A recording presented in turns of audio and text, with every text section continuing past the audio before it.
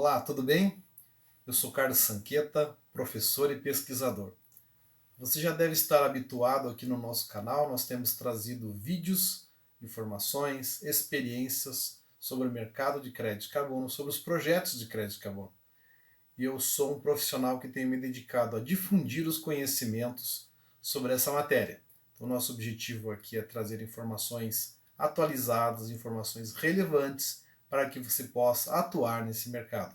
Como eu costumo dizer, para que você seja um expert em crédito de carbono do absoluto zero e também possa lucrar, faturar com esse mercado.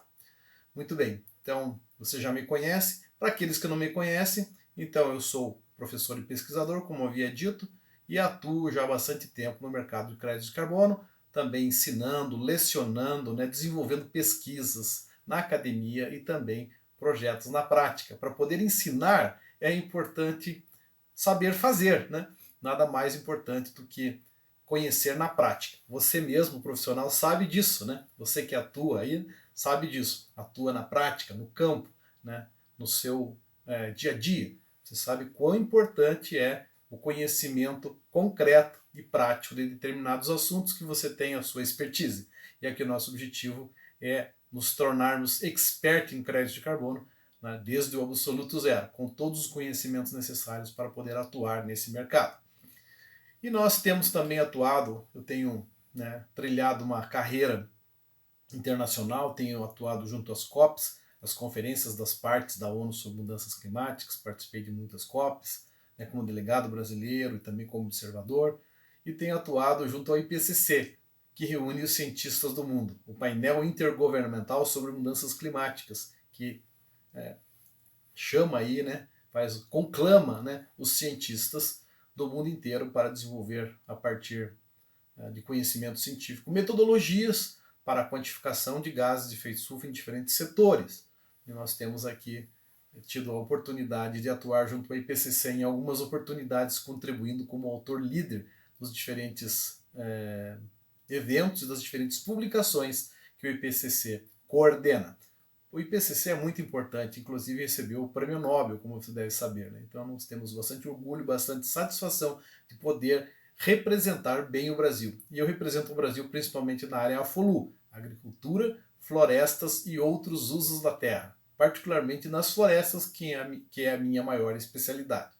Então eu tenho aqui procurado dar a minha contribuição à ciência e também trazer aqui, através desse canal, a difusão do conhecimento sobre mudanças climáticas, mercado de carbono, projetos de crédito de carbono, para que todos possam atuar, todos os nossos colegas conheçam desse assunto, tragam a sua problemática para que nós possamos converter em projetos factíveis. Esse é o nosso propósito, esse é o nosso objetivo. Eu fico bastante satisfeito de poder compartilhar essas informações, esse conhecimento com vocês, dialogar sobre esse assunto, responder as dúvidas. Aliás, os nossos colegas sempre mandam bastante perguntas, dúvidas, nos elogiam, nos fazem sugestões. Nós ficamos bastante felizes com isso e temos a maior satisfação.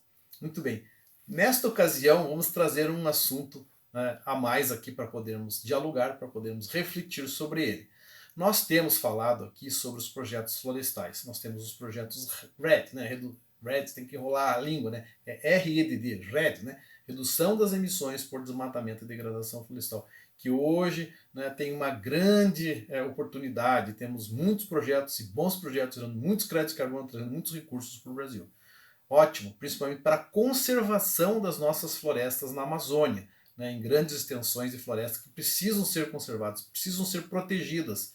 E às vezes o produtor, o dono da terra, não tem atrativos econômicos para praticar a preservação, tem só a força da lei, a repressão, que também tem o seu papel, mas seria muito importante ter, digamos, meios indutivos que pudessem trazer recursos, meios para que todos os proprietários de terra pudessem conservar, proteger as suas áreas, principalmente aquelas de mais rica biodiversidade, sobretudo no bioma Amazônia.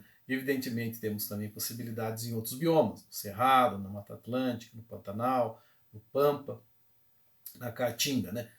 Então nós temos oportunidades em todos os biomas, mas a Amazônia em particular é um grande reservatório de carbono. E os projetos REDD que nós temos, na sua majoritária quantidade, são na Amazônia, porque nós temos muitos créditos de carbono gerados, porque nós temos muito carbono estocado naquelas florestas.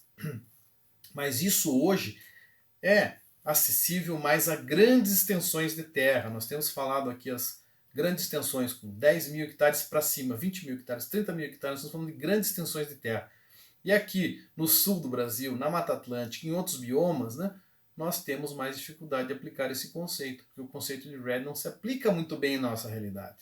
Nós não temos taxas históricas de desmatamento recentes, nós temos que considerar as taxas históricas recentes de desmatamento nos últimos 10 a 15 anos. E evidentemente já não temos tanto que desmatar aqui, nós já fomos já, né, punidos por esse processo histórico de degradação e desmatamento das nossas florestas. Nós temos que cuidar desse resto que nós temos, né? Mas, por outro lado, para desenvolvermos bons projetos, nós precisamos de grandes extensões de florestas com bastante ameaça do desmatamento para podermos ter bastante crédito de carbono. Então, essa é uma realidade, né, inequívoca dos projetos REDD. E como, então, desenvolver projetos que não sejam com essa categoria, né, dentro dos projetos florestais? Nós falamos também dos projetos Afforestation e Reforestation, que são os projetos de reflorestamento, por assim dizer. Vamos usar esse termo, né? E o que é o plantio de árvores onde elas não existem, né? Então, nós temos que plantar, temos que ter uma terra, temos que investir na terra, né? Os projetos REDD logo geram créditos de carbono. Aí no primeiro, no segundo ano já começam, né, potencialmente a gerar créditos de carbono. E a floresta está cheia, então logo, né, cheia de árvores, cheia de carbono. Então logo nós podemos gerar créditos de carbono. Nos projetos de reflorestamento não é bem assim, né? Nós temos que esperar aí 3, 4, 5 anos para poder ter quantidade de carbono estocado, né, sequestrado por unidade de área. Carbono removido, como se diz, né? E é caro, né? As terras na Amazônia aí, né, pode ser 350, 400, 500, R$ 1.000 até mais, mas uma média de R$ 500 na Amazônia talvez seja razoável, né, cogitar, né, por hectare. Então são preços bastante convidativos, para assim dizer, preços baixos. Mas aqui no Paraná, por exemplo, é difícil achar uma terra por R$ 1.000, né? Não encontra. 2.000, 5.000, 10.000. Tem terras lá no oeste do Paraná que valem mais de R$ 100.000, no norte do Paraná mais do que isso, né? Então é inviável praticar o reflorestamento nessas áreas, a não ser que seja por força da lei. Temos que recuperar a APP, as nascentes, a reserva legal, tudo bem, né? Aí, digamos, temos que fazer, né, para a regularização ambiental dessas propriedades. Né, temos que fazê-lo por conta, né, da necessidade da imperativa, né, da lei. Ok, muito bem. Então temos essas possibilidades, mas fazer um reflorestamento é caro, né? Vamos dizer R$ 5.000 o hectare, e ainda temos que plantar as árvores com mudas, temos que comprar as mudas, ou produzir as mudas. Nós estimamos aí pelo menos plantio com muda, bem feito, uns R$ 10.000 por hectare. Então você vai gastar pelo menos aí uns R$ 15.000 considerando a terra, mais outros custos, né? Então você vai ter um investimento alto no começo do seu projeto, só vai conseguir gerar créditos de carbono ali depois, né, de 5 anos. Né? Isso implica um investimento alto aí por um bom período de tempo. Mas tem crescido, né, o interesse por esses projetos de reflorestamento, e inclusive os preços de crédito de carbono valendo mais, cada dia mais, porque é o que se chama de removal, né, a remoção daquilo que já foi emitido para a atmosfera. Os projetos REDD evitam a emissão de mais CO2, mais gases de efeito para a atmosfera, ao passo que o removal você retira da atmosfera e põe nas árvores com o reflorestamento. Então é diferente. Isso se caracteriza hoje como uma das coisas mais importantes, dos mecanismos mais importantes para atingirmos o que se chama de net zero, né? O balanço, né, zero aí nas emissões em toda a cadeia, em todo o balanço líquido, né, que incorpora, né, não somente aquele empreendimento, mas toda uma cadeia, né, desde os fornecedores até os seus clientes. Então é algo bastante desafiador. O net zero é bastante desafiador. Conseguir a neutralidade, eventualmente a redução de emissões, pode ser que seja mais acessível. Né? Reduzir as emissões é possível, estabelecermos metas. Na neutralidade, mais desafiador. Mas o net zero é muito maior, né, o desafio. Ok, então temos aí, né, possibilidades. Porém, também não é fácil. Para o REDD tem que ter grandes áreas, na Amazônia principalmente, etc, etc. Os projetos de reflorestamento, esses pontos que eu mencionei. O tempo longo, né, de inércia até podermos viabilizar um projeto. Né? Existe aí um tempo longo para poder gerar créditos de carbono e temos altos investimentos. E o que nós podemos fazer então com as florestas nativas, menores, na Mata Atlântica, no Cerrado, na Caatinga, no Pampa, no Pantanal, os outros biomas, que é uma miríade aí de propriedades, né, Brasil afora, né, como nós temos aqui no Paraná, por exemplo, na minha região que eu nasci no interior, né? Então lá tem muitas propriedades de médio porte, por exemplo, pequeno porte, né? Que tem vegetação. E o proprietário não recebe nada por isso, também tem só a força da lei, ele se sente pressionado, ele fica insatisfeito, porque ele não recebe nenhum tipo de incentivo, ele só tem, né, que cumprir a lei, ele fica um pouco aborrecido com isso. Será que seria possível gerar créditos de carbono nesse tipo de propriedade? Nós já refletimos sobre isso em outras ocasiões. Eu já postei outros vídeos aqui sobre essas possibilidades. Né? Nós falamos aqui, né, da CPR Verde, falamos aqui da metodologia Social Carbon, né? Nós falamos do agrupamento de pequenas e médias propriedades nos padrões Verra, VCS, CCB. Mas hoje eu queria refletir sobre um outro assunto aqui, sobre uma outra matéria que eu também mencionei, de certa forma, mas agora eu gostaria de aprofundar. Eu já mencionei esse assunto aqui num outro momento, quando eu estava, né, transmitindo mais informações, mais conhecimento sobre essa matéria tão importante, né, tão, digamos, atrativa, né, que é essa questão dos créditos de carbono. E eu gostaria sempre, né, de poder, né, usar esse canal aqui para transmitir todo esse conhecimento disponível, não só comigo, com a minha experiência, mas também com vários colegas, com o que sai aí na imprensa, na mídia, e principalmente nos canais científicos e tudo mais, né? Para que você possa ser um expert, né? Eu costumo dizer, gosto dessa frase, para que você possa se tornar um expert em crédito de carbono do absoluto zero e possa também lucrar, né, com esse mercado milionário, bilionário e eu imagino um dia trilionário, né? Um mercado que movimenta muito recurso financeiro. Bilionário ele já é, né? Nós estamos experimentando isso aqui no Brasil com os projetos RED. Mas vamos avançar para os projetos de reflorestamento.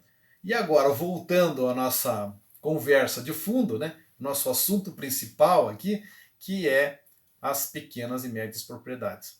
E vamos particularizar a metodologia que saiu mais recentemente, inclusive está ainda em consulta pública, que é a metodologia PSA Carbon Floor. Ela foi lançada há um tempo atrás, né? E eu vou aqui repercutir um pouco sobre esse assunto. Então temos aqui uma versão 1.0, né, lançada há um tempo atrás, né? Ela foi desenvolvida, né, por uma entidade aqui, por uma empresa, né, chamado Econ Soluções Ambientais, né, e Econ Data ou Data. E eu vou repercutir um pouquinho aqui sobre ela. Ela foi desenvolvida, né, segundo consta aqui, né, no material, né, estou clicando aqui no meu arquivo, né, para mostrar para vocês, né, vou comentar aqui um pouco. Diz aqui, a presente metodologia foi desenvolvida pela equipe técnica da Econ, né, com contribuições da Reservas Votorantim para guiar a execução de projetos de pagamentos por serviços ambientais, adaptando técnicas nacionais e internacionais que se adequem à realidade dos proprietários conservacionistas brasileiros. Né? Pretende-se, com essa metodologia, criar mecanismos capazes de medir, reportar e verificar, é o tal do MRV, né? Bastante conhecido, reduções de emissões de gases de efeito estufa para a finalidade de constituir créditos de carbono, tá? De origem florestal, né? Créditos de carbono, que atendam à demanda da neutralização das emissões do Brasil e do mundo. Interessante, né? E que atendam às demandas de segurança jurídica e metodológica exigidas nos ambientes científicos e mercadológicos internacionais. E também possam incorporar e mensurar outros serviços ambientais, não só carbono, portanto, né? Também outros serviços ambientais e promovam benefícios sociais. Bem interessante, bem importante essa iniciativa. Né? E aqui então nesse documento são apresentadas aí regras e recomendações voltadas ao mercado voluntário de carbono, possibilitando a redução do desmatamento, a gestão sustentável das florestas e o desenvolvimento de padrões científicos para a contabilização de créditos de carbono. Então a iniciativa trata disso, esse documento, essa metodologia ou esse padrão, então estão com esse enfoque, tem esse enfoque. A presente metodologia, diz aqui, pressupõe inicialmente seu uso restrito pela Econ, princípio por eles versões futuras poderão criar regras para outros proponentes que queiram fazer uso da metodologia. Então eles criaram essa metodologia, digamos, como um balão de ensaio, né? Mas ela foi divulgada, ela está em consulta, e nós imaginamos que uma metodologia assim possa ser ampliada em termos de uso para todos os tipos de florestas que nós temos com esse perfil de menores, né, florestas que não se encaixam muito bem ao conceito de REDD, né, ao reflorestamento, aos padrões mais exigentes de certos mercados. Então o PSE Carbon Floor recebeu esse nome, né? Diz aqui que os serviços prestados pela natureza, os tais serviços ecossistêmicos, são essenciais para a conservação da biodiversidade, né, e para o bem-estar dos seres humanos. As florestas são capazes de mitigar as mudanças climáticas por meio do sequestro de carbono. Nós sabemos bem sobre isso e sempre estamos aqui falando sobre isso, né? O papel das florestas na remoção de gases de efeito estufa e na mitigação climática. E diz também que o PSA Carbon Floor é um programa de pagamento por serviços ambientais criado pela Econ, essa empresa, né, com foco na redução das emissões de carbono obtidos pela manutenção dos estoques de carbono, manter os estoques. É mais ou menos o conceito do REDD também, né? Pela manutenção dos serviços ecossistêmicos por meio do desmatamento e a degradação florestal evitados, análogo ao REDD. Né? Busca-se a manutenção das florestas em pé por meio da constituição e comercialização de créditos de carbono. Aí cita também o decreto 11075, que eu tenho já, né, por várias vezes aqui mencionado, que diz que crédito de carbono é um ativo financeiro, ambiental, transferível e representativo de redução ou remoção de 1 tonelada de dióxido de carbono equivalente, né? Usem bem esse nome, tonelada de dióxido de carbono equivalente, não é tonelada de carbono equivalente, tá? Tem nuances aí, importante usar exatamente, que é um crédito de carbono, tá? Que tenha sido então reconhecido e emitido como crédito no mercado voluntário ou regulado. Nós já explicamos também as diferenças do mercado regulado e do mercado voluntário. Então, esse é o conceito que está no decreto 11075, no seu artigo 2º, né, bem claramente. E diz aqui também nesse texto da metodologia que créditos de carbono, né, desde que sejam reconhecidos e emitidos como créditos, né, tornam-se ativos financeiros transferíveis capazes de viabilizar o pagamento por serviço ambiental, de acordo com o decreto também. Não é decreto, na verdade, com a lei, né? Artigo 3º da Lei Federal 11.119 de 2021, que estabelece a Política Nacional de Pagamento por Serviços Ambientais, são modalidades de pagamento por serviços ambientais. Pagamento direto monetário e não monetário, prestação de melhorias, né, também sociais às comunidades urbanas e rurais, compensação vinculada a certificado de redução de emissões por desmatamento e degradação, já conhecidos, os títulos verdes, chamados de Green Bonds, o comodato e a cota de reserva ambiental CRA, instituída pela Lei 12.651 de 25 de maio de 2012. Então nós temos a definição nesse documento de serviços ecossistêmicos, né? Depois temos as definições de outra natureza, os serviços ambientais. Então, serviços ecossistêmicos são serviços mais naturais, providos pela natureza de forma mais espontânea pela natureza. Serviços ambientais que têm alguma forma de indução humana. Então tem essa diferenciação. Ok, então essa metodologia, o que é importante, né, que ela tem algumas definições, tem alguns conceitos, né, é importante dar uma lida, né, todos os interessados. Mas é importante destacar aqui, para que você seja um expert cada vez mais interessado, né, nesse mercado, possa também lucrar, né, nesse mercado de crédito de carbono, as diretrizes, né, do PSA Carbon Floor é bastante importante, que eu vou destacar aqui. Então diz aqui que o PSA Carbon Floor tem o objetivo de criar um ambiente sistêmico que atenda às necessidades de remuneração, olha só, de proprietários conservacionistas que conservam, né, suas áreas florestais pelo serviço ambiental prestado e também a demanda da sociedade pela geração de créditos de carbono que possam ser utilizados para a contabilidade ou neutralização das emissões de gases de efeito estufa. Então vem com esse objetivo. Aí explica aqui um pouco mais o que é a Econ Data e como se estabelece o cadastro, né, das áreas de implementação. Então será feito aqui por uma plataforma chamada Econ Data, ou Econ Data, né, que é gratuita e online e envolve procedimentos que visam proporcionar a segurança dos envolvidos. Com login e senha, os proprietários acessam o ambiente do usuário o qual insere seus dados pessoais, informações e fotos sobre o imóvel. E é feito o upload de documentos, tais quais a matrícula, recibo de inscrição no CAR, o CCIR, né, plantas, polígonos, etc., mapas. E após o fornecimento de todos os requisitos de cadastramento, a propriedade passa por uma análise técnica que verifica o cumprimento dos critérios de prospecção e aptidão para negócios ambientais.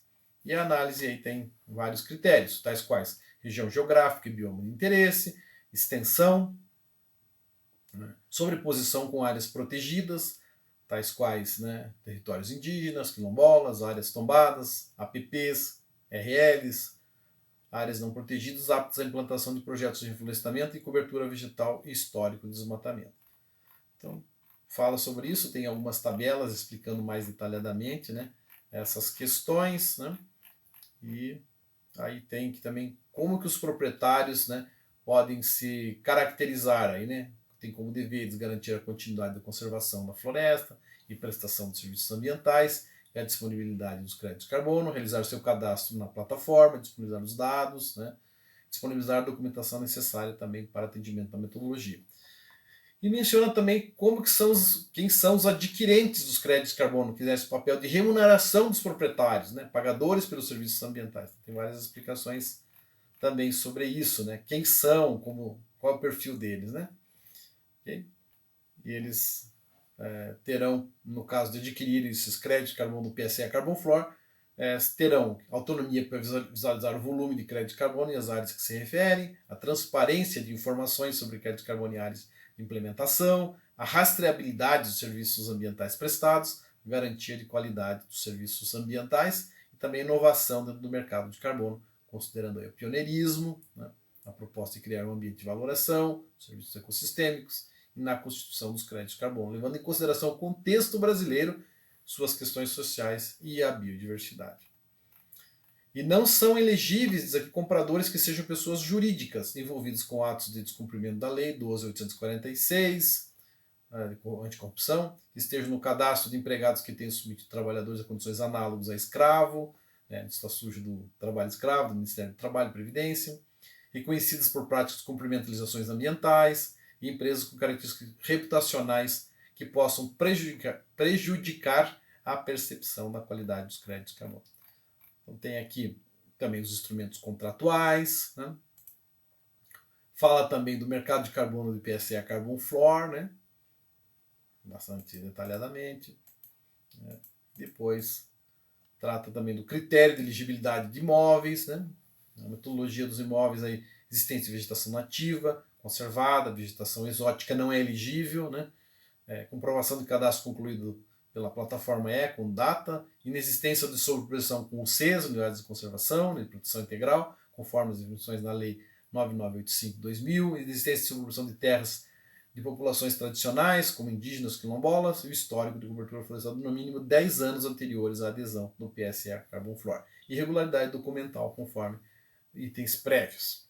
E aí tem aqui a adesão e o período creditício, né? Limitado a 8 anos. Tá? Aí tem os relatórios a serem elaborados, fala sobre isso, né? E assim por diante. Então, importante, né, se ambientar para que possamos, né, também aproveitar desta abertura que temos, né, para tornarmos também viáveis projetos, né, e para isso nós precisamos estudar, né, nos capacitar mais, nos tornarmos expertos em crédito de carbono do absoluto zero, e agora com esta metodologia também do absoluto zero possamos conhecê-la, aplicá-la e possamos também, de certa forma, obter recursos financeiros para viabilizar as nossas atividades no campo, em propriedades de menor porte, né, valorizar a preservação, proteção ambiental, a conservação dos recursos naturais nas nossas pequenas e médias propriedades. Tem também os requisitos gerais citados aqui, né? O relatório de validação, né? O sumário também RVA, que eles mencionam, o relatório de validação, né? Tá? Tem os períodos do projeto, né? O início e o final, né? Como é que são esses períodos, os critérios de elegibilidade, né? Tem uma série de regras, documentos necessários, né? CCIR, CAR, etc. Né? Vários documentos. E os critérios de localização também, né? São importantes, os critérios de localização geográfica, né? Então tem vários pontos aqui. Mas, né, tem que ler um pouquinho mais, né? Tem muitos detalhes. Atendimento dos critérios de elegibilidade também, né? E assim vai. Uso do solo, fala sobre fauna e flora, fala sobre vários aspectos, né? Muitas coisas interessantes, atividades desenvolvidas, as dimensões da área de implementação, né? Justificativas para a implementação do PSA Carbon Floor, os serviços ecossistêmicos e ambientais, né? As pressões locais e vetores de degradação florestal, as contribuições do projeto para o desenvolvimento sustentável, os critérios de cálculo, né? Também como que se fazem os cálculos, né? Os limites do projeto, os reservatórios de carbono. Nós já falamos sobre os reservatórios de carbono, né? Biomassa acima do solo, abaixo do solo, né? Necromassa, madeira morta, né? Serapilheira, carbono orgânico no solo, né? Então nós temos uma tabelinha também com esses dados que nós vamos colocar na nossa propriedade. Tem uma tal de reserva técnica, o desvio de metodologia, cenário de linha de base. Qual seria o cenário sem o projeto, sem este projeto PSA Carbon Floor? E as taxas históricas de desmatamento na região de referência. Parecido com o da VERRA, né, do VCS.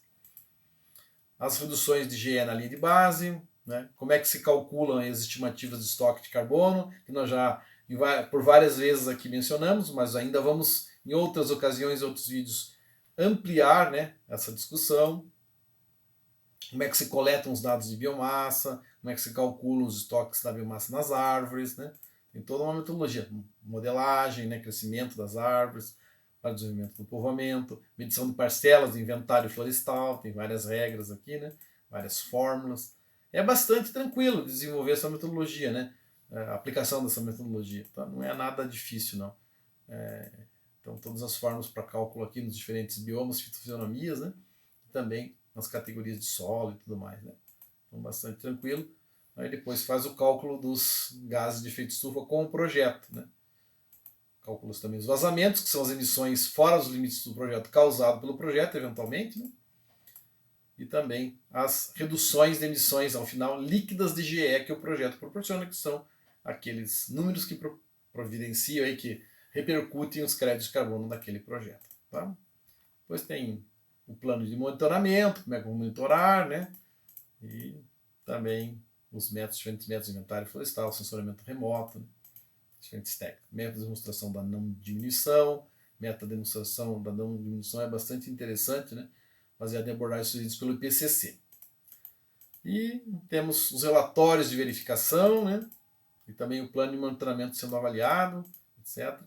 E a legislação de referência, todas as legislações pertinentes e aplicáveis. Então, bastante interessante essa iniciativa, né? PSA Carbon Floor. Está aí, né? Uma metodologia aplicável a uma realidade um pouco diferente dos projetos RED, VERRA, VCS, CCB.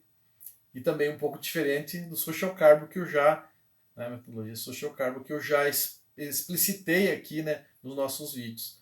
Portanto, aí você tem com essa oportunidade mais uma, né, abertura para atuar profissionalmente, se tornar um expert em crédito de carbono do absoluto zero e possa atuar, ganhar seu dinheiro, faturar alto nesse mercado bilionário que está aí na nossa frente. Basta agarrar essa oportunidade. Mais uma abertura, mais uma oportunidade, mais uma chance de atuação profissional para todos os profissionais, né? Para que possamos lucrar, né? Ter benefícios profissionais, benefícios financeiros para o proprietário rural, para o profissional, o consultor, para o país, né? Para as nossas regiões, desenvolvermos as nossas ações nas diferentes esferas. Ok? Então é isso. Que bom, né? Temos mais um mecanismo aí. PSA Carbon Floor. Fiquem atentos e vamos sempre ficar antenados para as novas oportunidades, as novas metodologias, os novos padrões de mercado. Tudo que surgir de novo, vamos estar aqui comentando, repercutindo. Então, para quem não viu isso ainda, acesse, busque lá, né, no Google PSA Carbon Floor, uma nova metodologia. Né? Nos inteirando, nós conseguimos acessar e buscar concretizar essas oportunidades. Ok? Então deixo aqui o meu grande abraço e nos vemos no próximo encontro.